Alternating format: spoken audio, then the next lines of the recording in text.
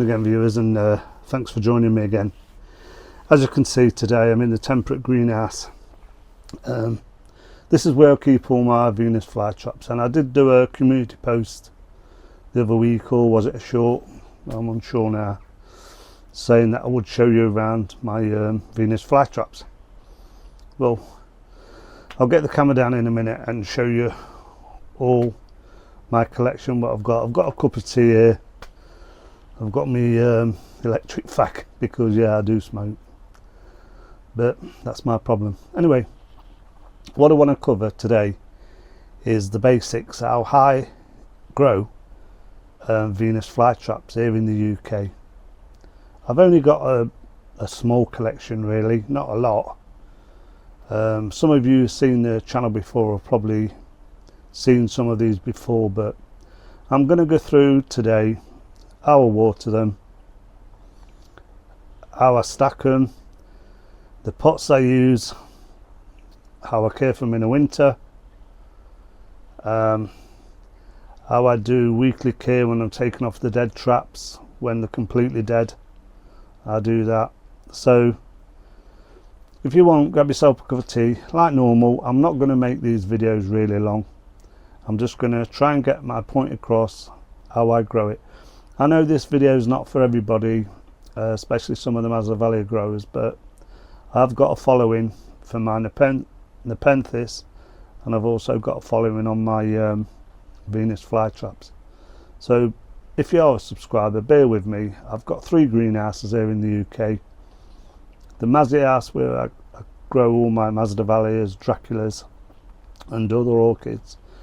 My Nepenthes greenhouse, where I grow all my Highland Nepenthes, and this greenhouse, my temperate one with no heat whatsoever, is where I grow all my Venus flytraps. So let's make a start and get on with it. I'm going to put the intro on. I had a viewer the other day said shorten the intro a bit, so I'm going to try and shorten it. I'm taking the music off because I downloaded that music when I made the initial intro video, and I got like a license with it, but every time I use it now, YouTube pick up that it's copyright. They don't do anything about it, but I thought, do you know what, I really can't be arsed with this, keep having to get a copyright strike. Well, it's not a strike actually, it's just telling me that I need to go back and keep getting the license. Well, I'm not going to keep going back and getting the license. I'll just play the intro without any music. It gets the message across. I might put a bit more writing on it, advertise on it, I don't know. So let's get the intro out of the way, catch you in a minute and let you have a look round.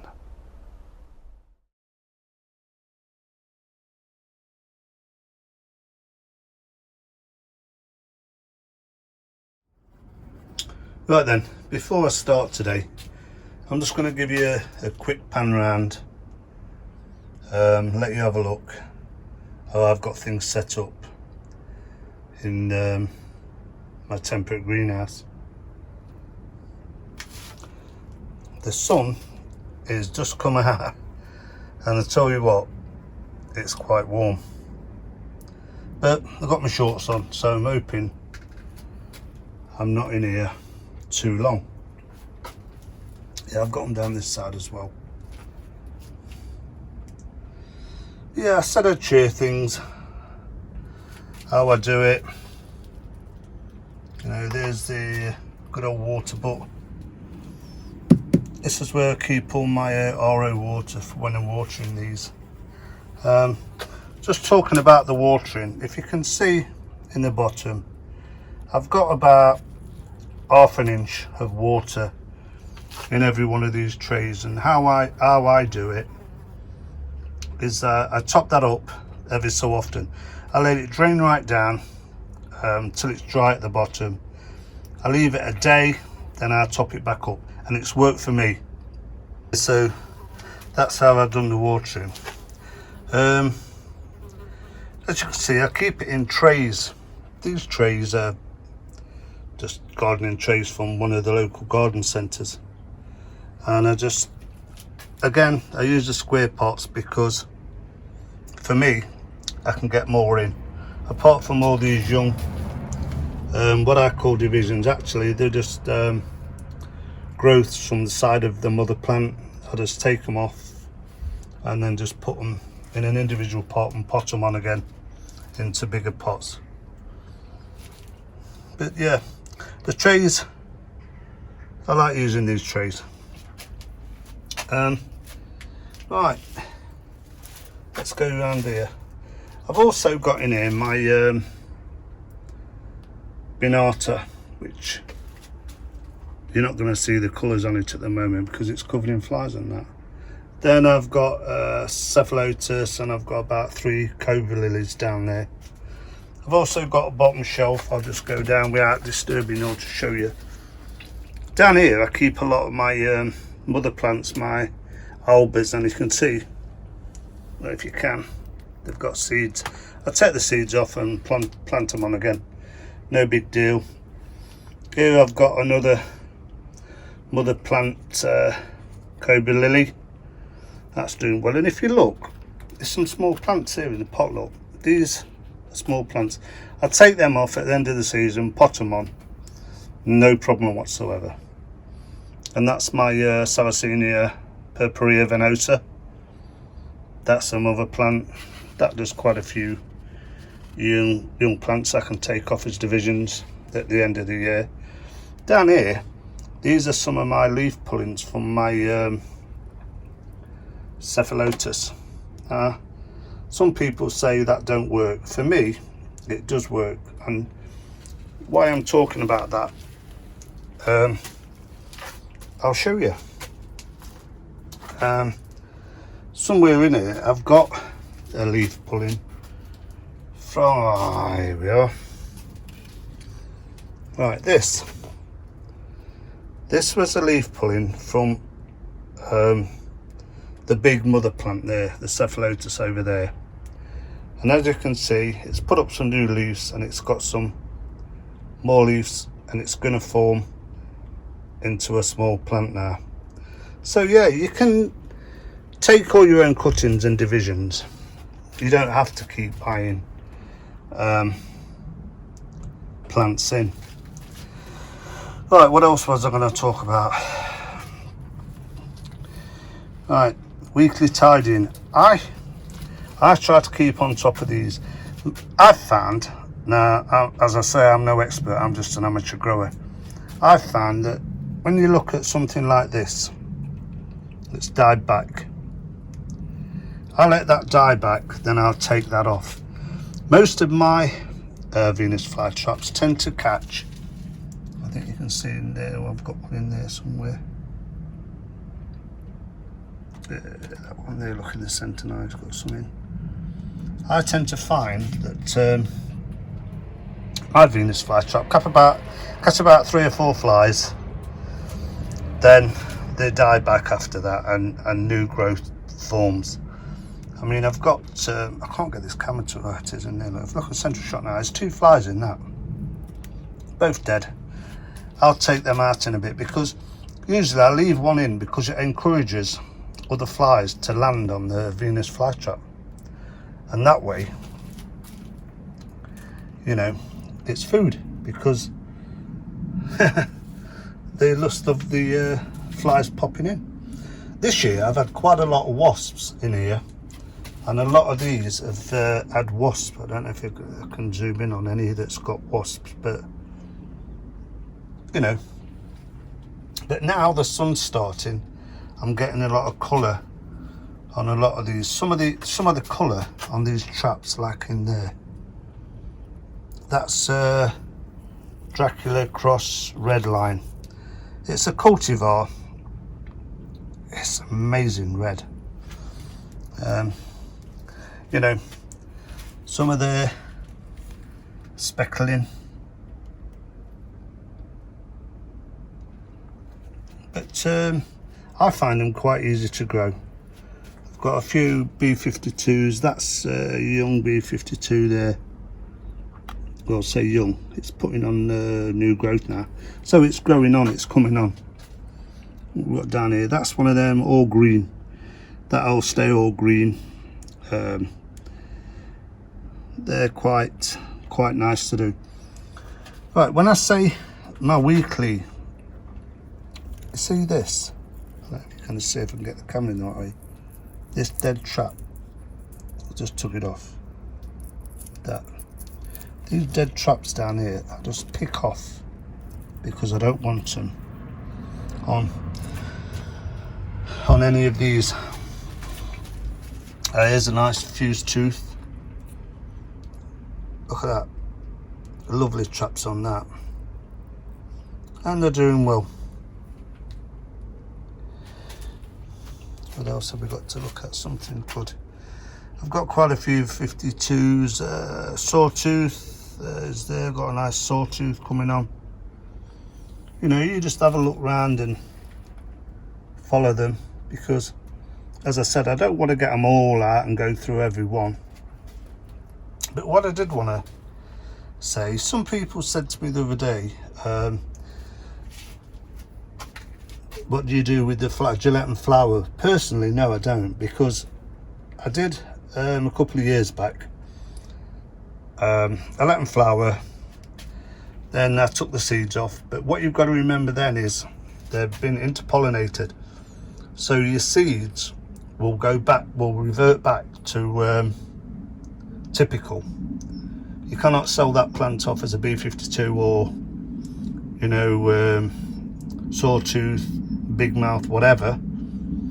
It reverts back to a typical, because it's not the actual plant. Now for me, when the flower, let's look at this one so I can try and explain what I'm doing. This is a big mouth.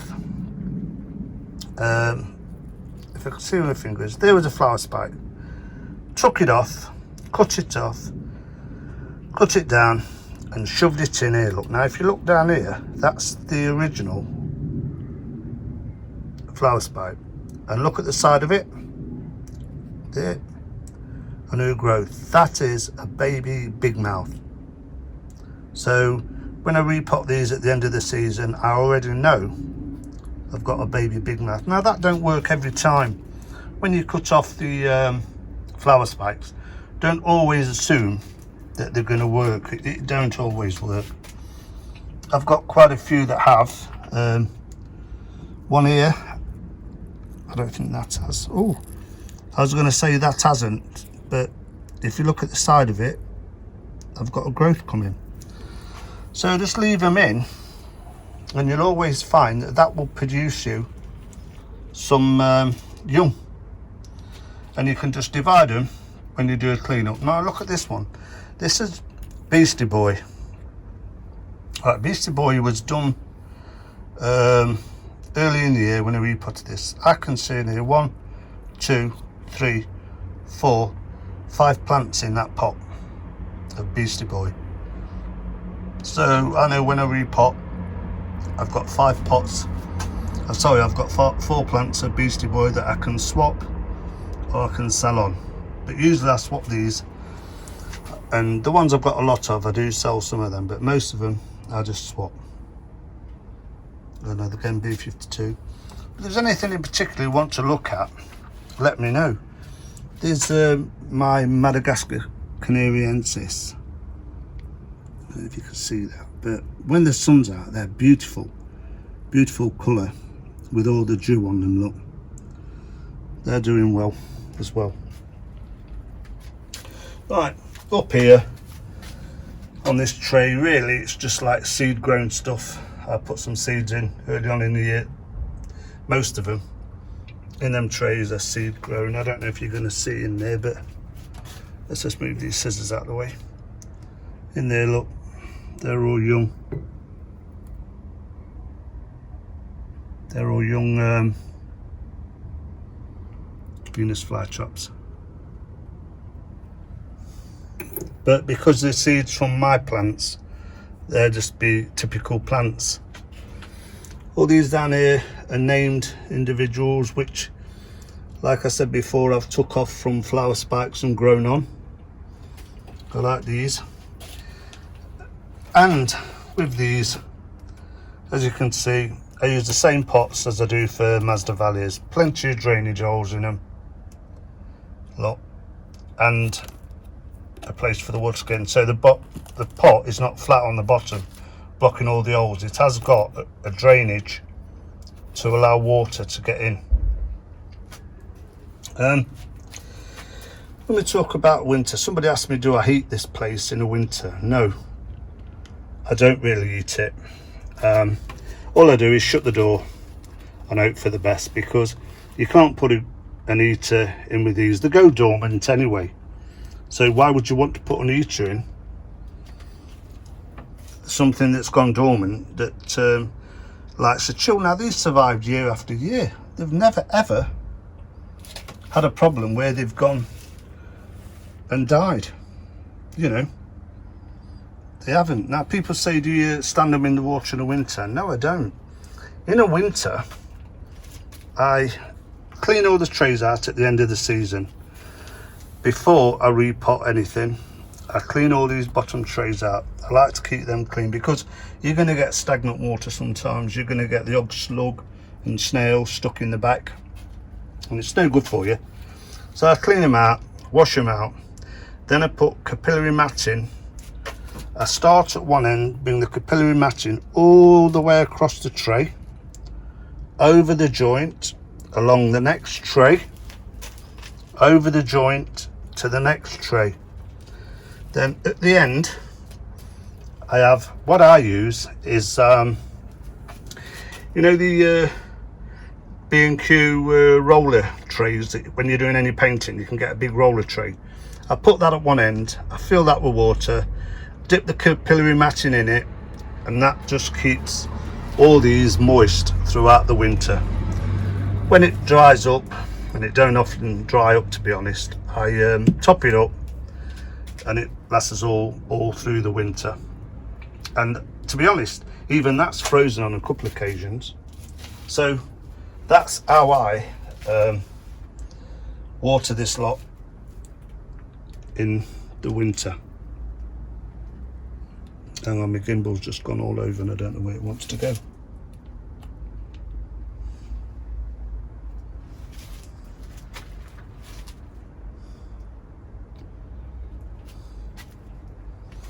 Yeah.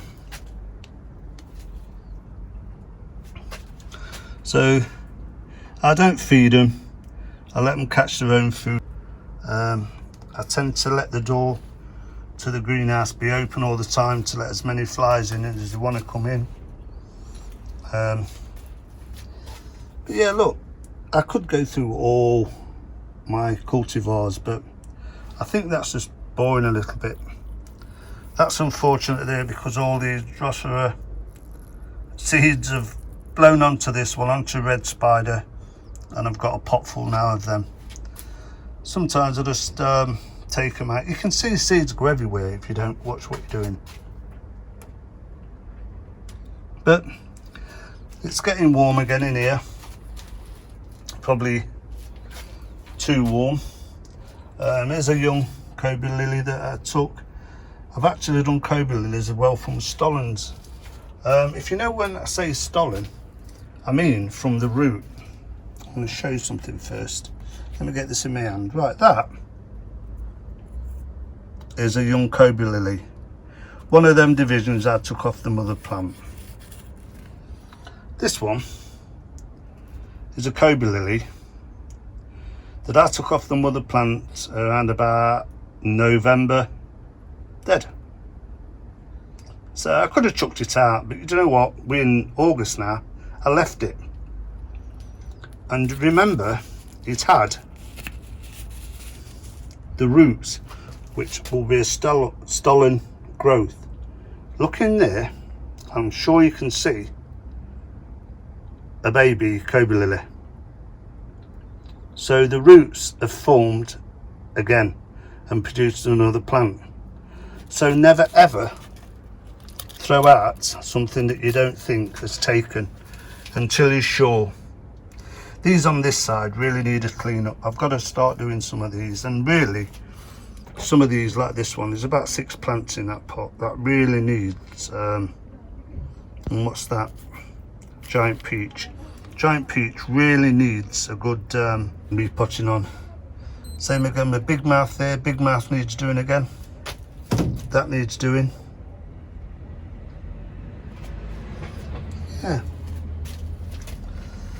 So I hope you've enjoyed this little Venus flytrap. If you want to look at anything that I've got in particular, or you're looking for a Venus flytrap, let me know, because if I've got it, I can certainly take divisions off it for you and show you.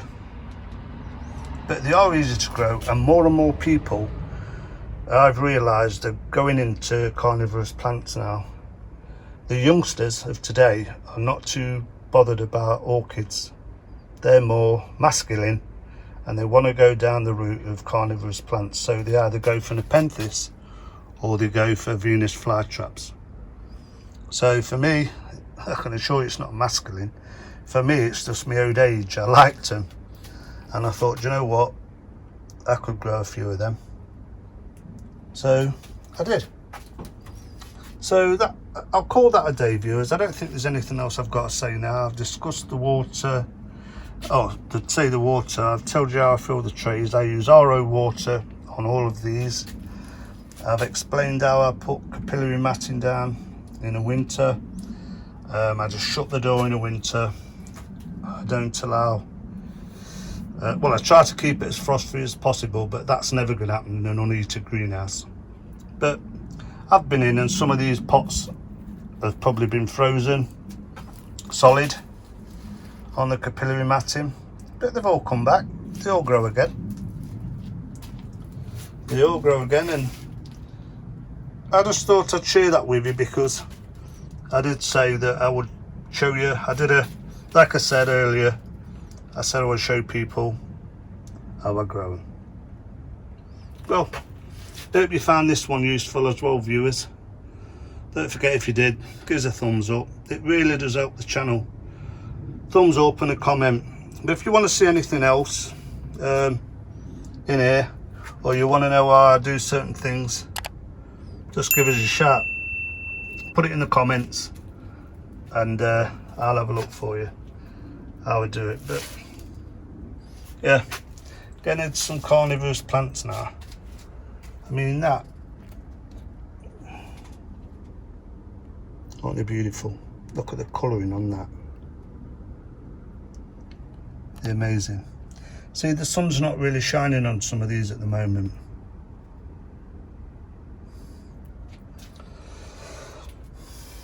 Yeah, well,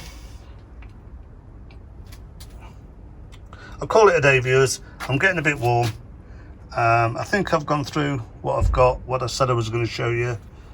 The water, say the trays, everything. But if you want to know anything else, please do write us in the comments. So until next time, viewers, take care, stay safe, and thank you very much for watching.